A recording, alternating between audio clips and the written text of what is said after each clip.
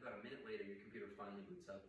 You then quickly move to your Chrome browser and sit there anxiously for another 5 minutes while your Chrome browser slowly locates your homework assignment. After all that time wasted, you just missed your turn-in date. This sort of thing used to happen to me all the time, but after I built my first 2 computers, it was never an issue again. If you have an old computer and you're in need of an upgrade, or you're about to purchase a new computer, I'm here to tell you that building your computer is the best possible option. Although building your computer might seem like a tremendous, monumental task, I'm here to tell you about the benefits of building your computer and exactly how to do it. I'm going to teach you about the positives of PC building and why it is way more cost efficient than pre-builds. I'll then show you exactly how to put a computer together from the ground up. Did you relate to my hypotheticals earlier? Have you ever said, why is my PC so slow? Or why do my programs never respond? Well, I promise you that you're not alone. There are hundreds of reasons why your computer could be running slow. According to an article written by HP in 2019, the most common reasons are background programs, insufficient RAM, outdated hardware, dust and gunk in your system, lack of cooling, and outdated software drivers. A lot of these problems are even caused by the manufacturers themselves. According to an article by Computer World, computer companies will put bloatware onto their pre-built computers. This causes them to take up storage and resources, making your computer run way slower. Computers without bloatware have even proven to run 104% faster and to shut down 35% faster. Computer companies will also sell you computers with less RAM and outdated hardware to save money with the manufacturer.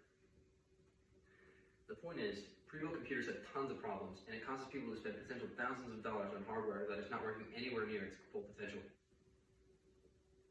So what do you do if you need a computer? I believe that building your computer is by far the best way to get your value out of your hardware, and it's a lot easier than you'd expect. To build your PC, you actually only need about 7 to 10 parts. According to HP, the CPU is the brains of your computer. Everything that you do with your computer is processed through your CPU. Your graphics processing unit is your GPU. An article written by Intel says it's your processor which can process data simultaneously, making it good for gaming, video editing, and machine learning. Your RAM, or your random access memory, houses your working data, like load times and booting up your Windows. Your PSU, or your power supply, supplies electricity to all of your components.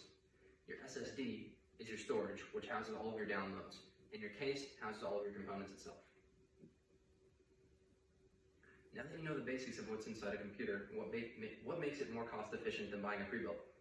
Let's compare prices using a pre-built example next to parts in PC Part Picker. As you can see from the PC Part Picker list, I picked out all of these parts for a cost total of $491.93. Now you go to the NZXT pre-built starter PC, and it is priced around $800 for the exact same parts. Well, I built my first computer in the summer of 2020.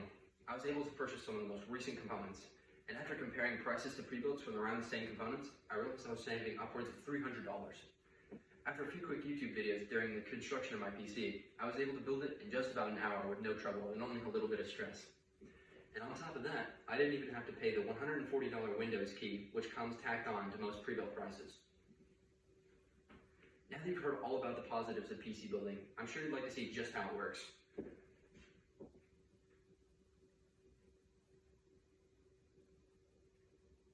In this video, they quickly go through how to build a PC in about 2 minutes. This is them gathering all of their parts, and I'm going to try my best to narrate this out for you guys. So first, they are starting to put the CPU into the motherboard.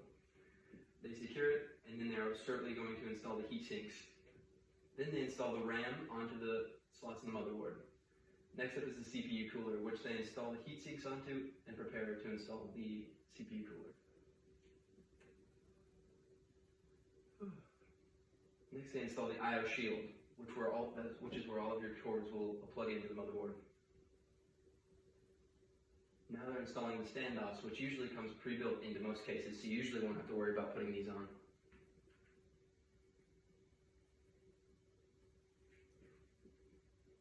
Now they're just screwing in the screws to secure the motherboard into the case. Now they're just hooking up the case to the motherboard so you can turn it on using the power button. Next up, they're installing the storage drives, which installs into the back of the PC and then hooks up directly to the motherboard. And now I'm installing the graphics card, which hooks up to the side of the computer and into the motherboard. And next up, you install the Wi-Fi device onto the back of the motherboard. And next, you install the power supply, which will hook up into every component in your motherboard and onto your case. And after that, you should have a fully functioning PC. Now, hopefully that monumental task of building your own computer doesn't seem that monumental anymore, now that you know all of the benefits and exactly how to do it. Now, if you ever find yourself in need of a new computer, now you know exactly how to build one and the benefits of doing so. So, if you are interested in building your first PC, I bet you're curious where you can find all your parts. My website of choice is most definitely PC Part Picker. PC Part Picker gives you a list of every single part you need and shows you all of the prices and all of the different websites that sell said parts, so you don't miss a single thing.